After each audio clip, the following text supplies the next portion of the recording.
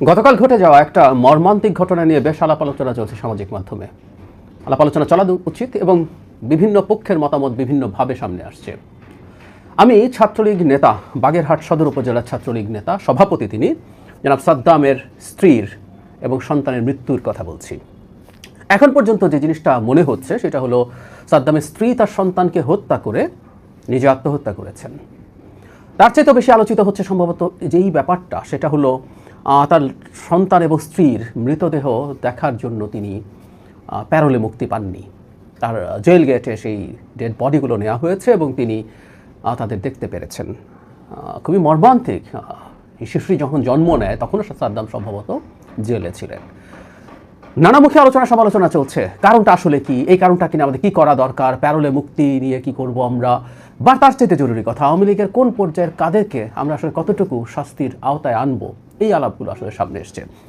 একটা কথা বলে রাখা ভালো, বাগেরহাটের মতো একটা জেলার সদর উপজেলার ছাত্রলীগের যিনি সভাপতি, যাকে আমরা শেখ তন্ময়ের সাথে প্রচুর ছবিতে দেখছি, সোশ্যাল মিডিয়াতে এটা ঘুরছে, শুধু ওখানে না, ছাত্রলীগের যে কোনো জায়গার উপজেলা লেভেলের সভাপতি তো বটেই, যে কোনো জায়গায় পদে থাকা ছাত্রলীগের প্রত্যেকটা মানুষ, আওয়ামী লীগের প্রত্যেকটা মানুষ এক একজন ক্রিমিনাল, এটা আমি কনভিন্সড। ক্রাইমের পরিমাণে, ক্রাইমের ধরনে, ক্রাইমের প্রকারে ভিন্নতা আছে। এমনকি আওয়ামী লীগকে যারা নৈতিকভাবে সমর্থন করে তাদেরকেও আমি এক ধরনের ক্রিমিনাল বলেই মনে করি। যাই হোক, সেটা ডিবেট না, আমি এটাকে ঢুকছি না। সো জনাব সাদ্দাম গ্রেফতার হয়েছিলেন। আমি নিশ্চিতভাবে বলতে পারি তার বিরুদ্ধে দেওয়ার মতো যথেষ্ট গুরুত্বপূর্ণ অভিযোগও আছে, এটা প্রায় নিশ্চিতভাবে বলতে পারি। এখন প্রশ্নটা হচ্ছে, এর চাইতেও আরও দুর্ধর্ষ অপরাধী আওয়ামী লীগের লোকজন, যাদের টাকা পয়সা ভালো আছে, তারা অনেকেই মুক্তি পেয়ে গেছেন, তারা সেটা খরচ করে জামিন পেয়েছেন, খুব বড় লয়ার ধরতে পেরেছেন এবং লয়ারদের নামেও এক ধরনের জামিন টামিন হয়ে যায় বাংলাদেশে, এটা আমরা দেখেছি। সেটা সরিয়ে রাখি।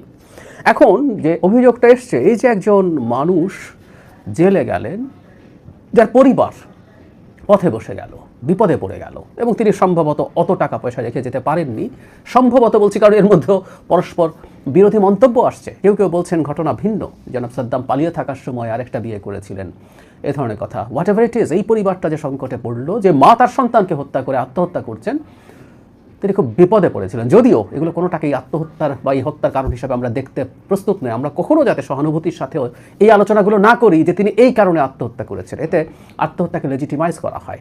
এটা নিয়ে সারা পৃথিবীতে এক ধরনের কনসেনসাস আছে, কোনো কিছু দিয়েই আত্মহত্যাকে আমরা জায়েজ করার চেষ্টা করব না। যাই হোক, তিনি সংকটে পড়েছিলেন, এটা সত্য। তিনি যদি আত্মহত্যা না করতেনও তারপরও সংকটে পড়েছিলেন, তাহলে প্রশ্ন হচ্ছে এই লেভেলের নেতাদেরকে নিয়ে আমরা কী করব? তার জামিন হওয়া কি উচিত ছিল? জামিন হয়ে অন্তত পরিবারকে তিনি সাপোর্ট দিতে তো পারতেন। এই আলাপগুলো আছে। তার চাইতে প্রসিডিউরাল যে ব্যাপার, শোনা যাচ্ছে তারা প্যারোলের জন্য আবেদন করেছিলেন, আবার সরকারের দিক থেকে জানানো হয়েছে তাদের প্যারোলের নিয়ে কোনো রকম কোনো আবেদন তারা করেননি, বা সেটা ঠিক প্রসিডিউরালি হয়নি। আমি জানি না কোনটা সত্য ঘটনা। এই তথ্যটা যখন পাওয়া গেছে, তার ডেড বডি যেহেতু অন্তত নিয়ে যেতে যাওয়া হয়েছে, তার মানে সরকারের কোনো একটা পক্ষ এটা জেনেছেন এবং তারা সহযোগিতাও করেছেন যেন জনাব সাদ্দাম তার স্ত্রী সন্তানের ডেড বডি দেখতে পারে। আমরা আমাদের জায়গা থেকে মনে করি কিছু কিছু ক্ষেত্রে আইন যদি কিছুটা শিথিল করে হলেও তাকে এই সুযোগ দিলে প্যারোলে মুক্তির, তার সন্তান স্ত্রীর জানাজা পড়া, তাদেরকে দাফন করার সময় যদি থাকতে পারতেন, সেটা একটা মানবিক ব্যাপার হতো। একটা রাষ্ট্র আইনের মাধ্যমেই চলবে, আইন দিয়েই চলবে, এটা আমরা বুঝি। তারপরও আইনকে ফ্যাসিলিটেট করা, কি করলে এটা হতে পারতো সেই পদক্ষেপগুলো নেওয়া, প্রয়োজনে এই ডেড বডি মর্চুয়ারিতে রাখা, ফ্রিজারে রাখার ব্যবস্থা করে এই কাজটা করলে আমরা একটা মানবিক সমাজের কথা বলতে পারতাম। কেউ কেউ বলার চেষ্টা করছেন আওয়ামী লীগ এখন বুঝুক বিএনপির ওপরে যখন তারা এসব করেছেন তখন কেমন লেগেছিল। হতেই পারে এবং খুব সম্ভাবনা আছে সাদ্দাম ও বহু বিএনপি নেতাকর্মী, ছাত্রদল নেতাকর্মীকে দাবড়ে বেরিয়েছেন, এলাকায় থাকতে দেননি, মামলা দিয়েছেন, সংকটে ফেলেছেন, হতেই পারে, সেই সম্ভাবনাই অনেক বেশি। কিন্তু তারপরও আমরা আসলে একটা ইনসাফের সমাজ চেয়েছি, ন্যায় বিচারের সমাজ চেয়েছি। আমরা শেখ হাসিনার বিরুদ্ধে যে অভিযোগ করেছি সেটা যেন তার বিরুদ্ধে, এমনকি শেখ হাসিনার বিরুদ্ধেও না হয়, তিনিও যেন ন্যায় বিচার পান, আমরা সে আলাপ করেছি। কেতাবি কথা শোনালেও এভাবেই আমরা এটাকে দেখতে চাই। কারণ যে পরিবারগুলো এই জেলে, তাদের উপার্জনক্ষম ব্যক্তি জেলে যাওয়ার কারণে সংকটে পড়ছে, তাদেরকে নিয়ে আমরা আসলে কী করব? সেই মানুষগুলোর দিকে তাকানো, সম্ভব সকল ক্ষেত্রে জামিন পাওয়া দরকার আছে। কিন্তু আমরা জামিন ইদানিং পছন্দ করি না, কারণ আমাদের দেশে ন্যায় বিচার তো আসলে হয় না। যতদিন জামিন ছাড়া আটকে রাখা যায় সেটাকে আমরা শাস্তি হিসাবে দেখতে প্রস্তুত। আদারওয়াইজ জামিন মানে তো কারো অভিযোগ থেকে মুক্তি না। অভিযোগগুলো সঠিক তদন্ত এবং বিচার হলে পরবর্তীতে সেই শাস্তি নিশ্চিত করা যায়, কিন্তু জামিনটা হয়ে গেলে তাদের এই সুবিধা হতে পারত। এর চাইতেও জরুরি কথা, এই প্রশ্নটা সামনে আসছে, আমরা আওয়ামী লীগের কী পরিমাণ মানুষের আসলে বিচার করতে চাই, কতটুকু গ্রাসরুট পর্যন্ত যেতে চাই, খুবই জরুরি প্রশ্ন এগুলো। কারণ হলো এই ধরনের একটা ঘটনার পর, শেখ হাসিনার পতন এবং পালিয়ে যাওয়ার পর আমরা অনেক সর্বোচ্চ পর্যায়ের মানুষের বিচার করব, সেটা ঠিক আছে, কিন্তু একটা পর্যায়ে কোনো একটা রিকনসিলিয়েশনের আলাপ আসলে করা দরকার কিনা।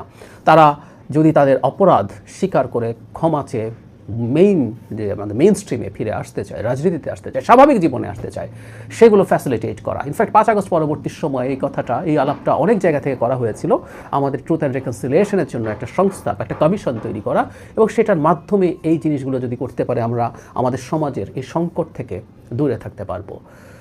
ভয়ঙ্কর অপরাধ করেছেন তারা অনেকেই, কোনো সন্দেহ নেই, কিন্তু কোনো একটা জায়গায় এত মানুষকে বিচার না করে আমরা যদি রেকনসিলিয়েশনটা করতে পারি, আমরা সমাজের মূল স্রোতের সাথে যদি তাদের মিশিয়ে দিতে পারি, তাহলে সম্ভবত সংকট থেকে উত্তরণ সম্ভব হতে পারে। এটা একটা গুরুত্বপূর্ণ প্রশ্ন। আমি আশা করি ভবিষ্যতের যে নির্বাচিত সরকার, তারা এই ব্যাপারটায় খুব গুরুত্ব দিয়ে বোঝার চেষ্টা করবেন, ভাবার চেষ্টা করবেন, পদক্ষেপ নেওয়ার চেষ্টা করবেন।